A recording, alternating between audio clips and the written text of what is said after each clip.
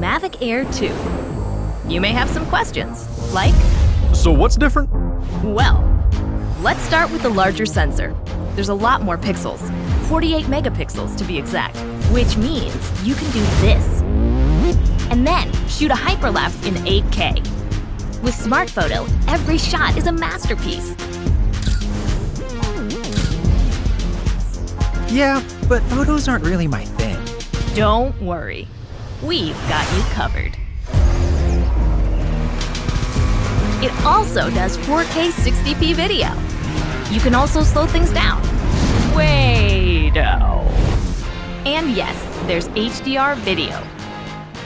How's the flight time? It's fantastic. You're looking at up to 34 minutes in the air, a new record for the Mavic series. We've added OcuSync 2.0, so you can fly longer and see clearer.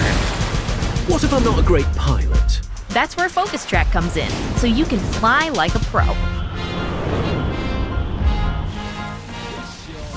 Or just press a button. Here's the best part: automatic obstacle avoidance. Okay, but what do I do with all these shots? Here's an idea. Use the DJI Fly app to edit and share your moments with just a tap. So, what's different?